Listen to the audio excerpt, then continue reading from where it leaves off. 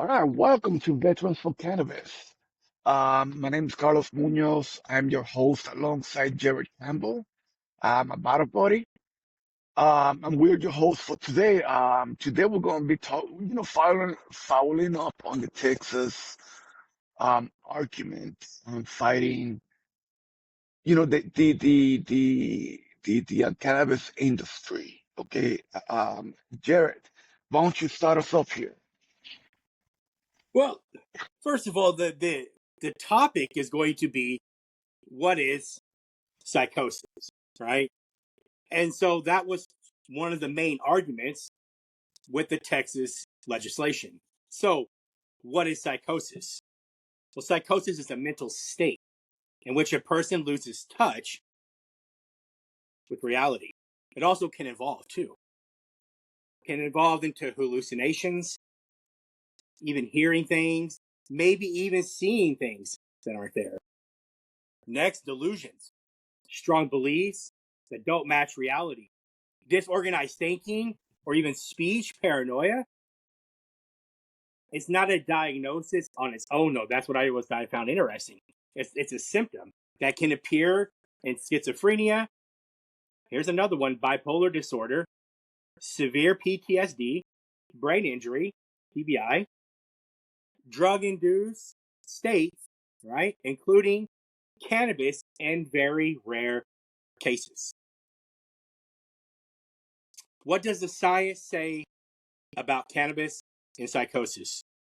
Well, I can say what research agrees on. There's definitely a link between cannabis and psychosis, particularly, right, in specific individuals or with high risk use patterns. They do see a correlation, not always, right? High risk patterns that can increase psychosis risk. Here's a risk factor description: early use. Listen attentively. From Yeah. 16 to 18 years old, when the brain is still developing. Okay? Cannabis use can disrupt neurological growth with high Mhm. THC potency, or even, we were talking about this before, the synthetics, right? Mhm. Then more substantial, right? The higher the risk, right? So today's strains can be 3 to 5 times more potent than those that were smoked decades ago or used decades ago. Mhm. Daily or near daily use of chronic exposure to THC may increase the risk of psychosis onset. Here's another thing I found in my research: family or genetic history. Those with schizophrenia, bipolar disorder, or psychosis in their family, and much more, are much more vulnerable. That's what my research showed. Then prior trauma like PTSD, unresolved trauma may also increase psychological reactivity to cannabis. Now, here's some major studies, though, right? So, the Lancet Psychiatry in 2019, they found that daily users of high potency cannabis were 3 to 5 times more likely to develop a psychotic disorder than non users, particularly concerning in the urban areas where high THC cannabis is more common. Where I live here in Oregon, you see a lot of high THC, right, where I'm at. So National Academies of Science in 2017, they concluded there is a substantial evidence of an association between cannabis use and the development of schizophrenia or psychosis, especially, here's the kicker, and frequent users, those high, like lots. Mhm. Even in 2020, meta-analysis, World Psychiatry, suggested CBD may have antipsychotic properties and could balance out THC risk, though there is more research that needs to be done. So let's go into part 3 here of my research. So why it affects people differently? Well, some people are more biologically or even psychologically, right, deposition or Predisposed. predisposed to cannabis-induced psychosis.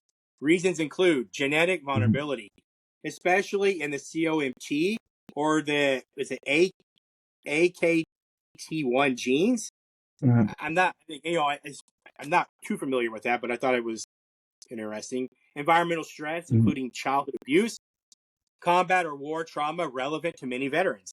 Current mental health, anxiety, unresolved grief, or manic symptoms could amplify could be amplified by THC. It could. Part four: cannabis versus other substances.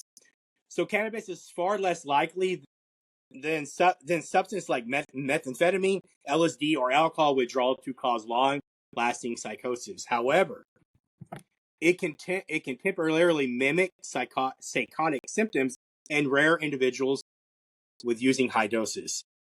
Now here we go. Synthetic cannabinoids like K2 or spice are much more dangerous and carry a high risk of psychosis. We were talking about that before we got on. Part five here. Arguments from both sides. So advocates say cannabis can be healing for PTSD, anxiety, depression, and chronic pain. Most users, even frequent users, do not experience psychosis. CBD may protect against psychotic symptoms. Risk can be mitigated by informed intentional use, avoiding high THC strains, or even Mhm. concentrates. Now, some critics say vulnerable individuals can experience severe consequences. Today, potency is unlike what earlier generations used. We talked about that earlier. Cannabis induced psychosis, while it's rare, can be the first sign of a lifelong mental illness in predisposed people. Now, part six. Okay? So many veterans report relief from cannabis, but it requires care. Cannabis can amplify unresolved trauma if used without guidance or in high doses. Here's the bottom line. Does cannabis cause psychosis? Okay. It can trigger psychosis in people with risk factors, especially with high THC use, early use, or even chronic daily use. It does not cause psychosis in most users, let's be fair. And it may help regulate symptoms when used wisely. Okay? That's what I come up with. That's what you can. Yeah. Yeah. Yeah. That was harsh on cannabis. I'm just kidding. Um. So and we were talking about this earlier. This is yeah. Uh, um. And this is where I stand with it. I am a daily user. Right? I don't know if I would be a chronic daily user, but I am a daily user. Okay. Um. Smoke once in the morning, once at night before I go to bed. Okay. That's it is my routine. I wake up with my cup of coffee, I do my thing, and honestly, that's a lot of times how I deal with my anxiety by meditating and thinking of my day, how my day is gonna be, right? Um, again, I don't think I'm a chronic user. Mm, Um, I'm willing to bet that the medical professionals will argue otherwise, me being a daily user, right? Um, but this is what I know about, the psychosis part. There's multiple factors, okay, that we have to understand anything that you consume, okay? For example, I'm a diabetic, right? Was I predisposed to my diabetes per my genes? Yes, I was. Okay. Did what normal kids were doing when I was a kid, eating candy, drinking sugar in the army, your energy drinks, your Puggy Bear, you know what I mean? Yeah. Okay. If I was a little bit careful, could I avoid having diabetes? People may argue yes. Okay. I don't know because I didn't try and I got diabetes. But science says if I had a good diet, if I was physically active, etc., right, I could control my A1C and hopefully delay the diabetes factor, right?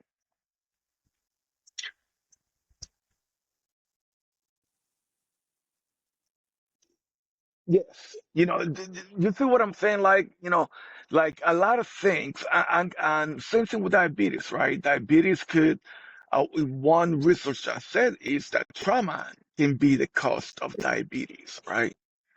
Pretty much your brain signals shooting, fake signals, right? Can trigger diabetes, right? So there's a lot of things that could predispose me. Mm. Um, I think everything generally is going to be like that, even alcohol and stuff like that, right? Um, my point being this, right? Not not everybody can be treated the same, okay? I use my my cannabis to treat, my PTSD and my body injuries, and I enjoy it, right? This is the thing, right? And I'm gonna use Texas for example, right? One of the arguments about synthetic THC, okay, like THC activate, THCA or CBD, or what was the other one that we're talking about? Anyways, the problem with those is you cannot really read the THC until you fire the light, right? That's so it could range from 13 all the way to 40, right? And I think that could be dangerous, right? That would be my only argument about synthetic THC. I'm not a huge fan of synthetic THC. Again, anything that has to go through a lab, to be mutated, I, I just don't feel comfortable with that. Uh, I like your regular cannabis, THC, weed, what is it, your Delta 9, I think that is called. Uh, uh, Mm. Yes. uh, stuff, right? Where it tells me, this level of 25 or 37 or whatever, or percent THC, right? Or that's what I like to hear. I want to know what I'm getting myself into, not what I might feel after I light up the fire, right? Again, do I think synthetic THC could be more harmful when it comes to psychosis? I think so. For the simple part is, again, you got to light it up to know what you got, in a sense, Yes. Um, but this still thing we also got to consider, right? It is, are we predisposed to to mental health, whether it is addiction, psychosis, bipolar, etc. Are we predisposed? If we are, we have to take that in consideration also when making that decision. Okay. I, Carlos Munoz, am not I will go as far as say that I do not promote recreational use of cannabis. I will go that far to say that. I will go as far that I highly recommend medicinal use alongside with your physician, if possible, and or somebody, or educate yourself. Don't jump in the pool and hope you can swim. That's what I would tell you. Okay. Um, and that is where I stand with cannabis. All right. Do I enjoy it recreationally? I think I do. And if I would say I don't, I'll be lying myself. Right. Mm. But do I think it should be recreational legal? That's where I'm expecting, kind of like in the balance. Okay. Because of the predisposition part of, how can it affect you? Could it be that 1 in 1,000 that get psychosis the first time you use, right? You know what I mean? Like your medical professional can read your history and give you an educated advice if they federally legalize cannabis minimum as a medicinal use. And I think that can go a long ways. And I'm saying this the way I'm saying it, and I said medicinal because with the study showing that it can cause some negative side effects, I'm not willing to, I want to bring my doctor. I do not want to put my family in that situation. Okay. Insane that. Insane. I will, I will not be opposed of a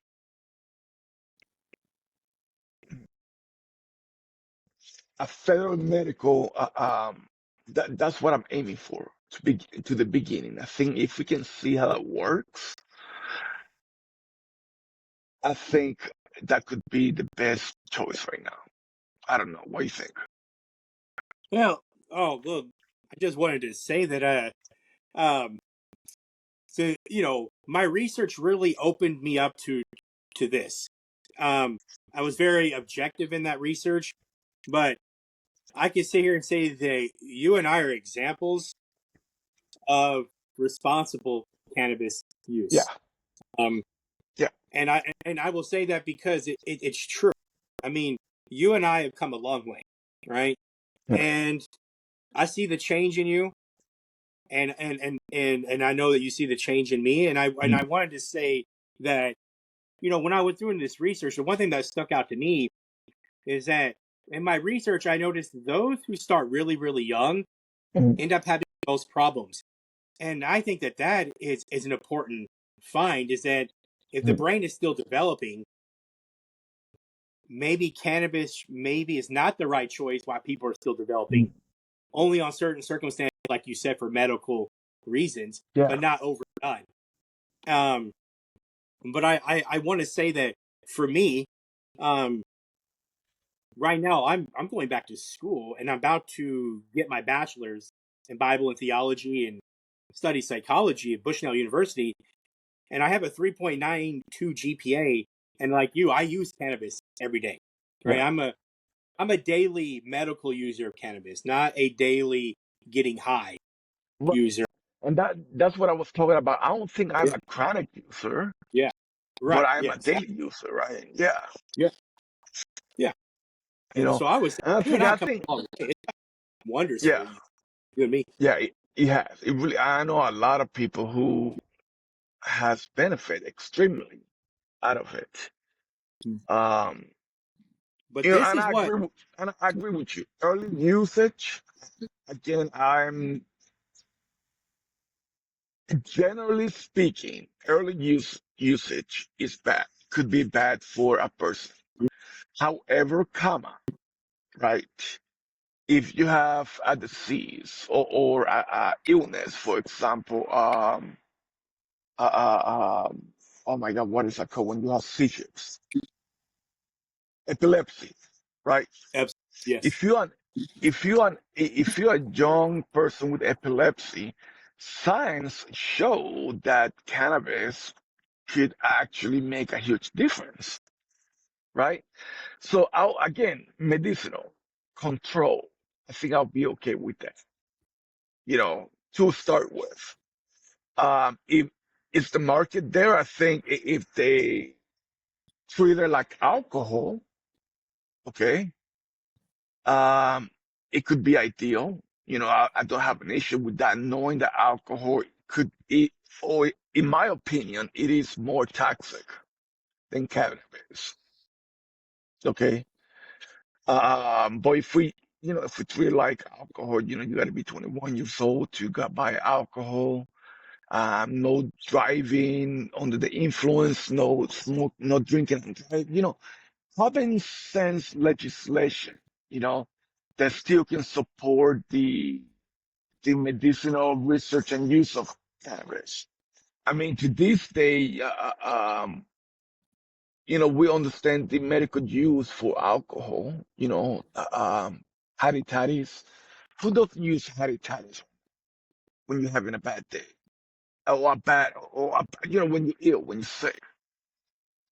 So I think everything could be medicinal use, but again, everything also could be abuse, and that's where I draw the line with cannabis. What's abuse versus what's the need. Exactly. No, that was spot on. Spot on. Yeah. So, and again, with Texas, you know, I'm a little controversial. I agree with some of the Texas points. I really do. But I also believe some of the legislators are being dishonest about it, right? So I'm kind of like in defense of both. Um, man, as a veteran, I just want to see it accessible for people that need it. Mm-hmm. You know what I mean? Oh, I Uh, agree. I agree wholeheartedly. yeah, I think that's the best way to describe it with my stand. I just want it to be accessible for people that need it. Honestly, if we can make money out of it, just like we do with alcohol and taxes, screw it, make money out of it, but make it accessible for the people that need it. So I hope that makes sense. Especially using the diabetes metaphor. I think that's the right term. That I am predisposed to necessary precautions to help my situation. I just live my life, right? Now I'm paying the price. But, maybe if I would have some medical intervention earlier in my life, maybe I could have made a change. I just didn't know. And I think that's where it comes to any kind of, use of medicinal, whether it is cannabis or pharmaceutical or psychedelics. You gotta know your medical history. And if you this predisposed to you know, you need to know yourself. You need to be careful and you need to know what you're putting in your body. Well, I once again, I mean, you're hitting the nail on the head. Is there's responsibility on all of our part to know Mm. ourselves, and if people, there's always people who are going to have more addictive personality, and you Yeah, have to know that and be careful. Oh, yeah. Hey, Jerry, just to let you know, you're breaking up a lot. oh, am I? Oh, shoot, Yeah, sorry. Oh, yeah. sorry. But no, I agree, man. We need to know our family history. We need to know what we are predis, I think, and not to talk negative on cannabis. I cannot talk negative on cannabis, but if I were not to recognize, that some people could be affected differently, I'll be an ignorant prick, you know, and that's where I stand with that. I think isn't mental health pills kind of the same? They Yeah. they they they they look at your medical history and based on it, they prescribe you, start you on something, you know, because I know I went through 4 or 5 different kind of mental health and sleeping pills too. Some of them they gave me very bad reactions, and they said, "Oh, Oh, let's get you out of that." Right? yep. Wouldn't it be the same with like alternative medicine? I'm just saying, like, I'm trying to be Yeah. objective. Trial and error. You know, Yeah, yeah. I would say trial and error with certain strains with cannabis. Mm, I've now figured out through research there's a specific terpene profile that mhm. works really well for me. So I try to target that terpene profile. Yeah. Yeah, for me, indica, like heavy indicas are good for me because and I explain to people, my brain works very hard. The fight or flight mode, your brain never shuts down. That's my brain. Indica shuts that down and let me rest. Yeah.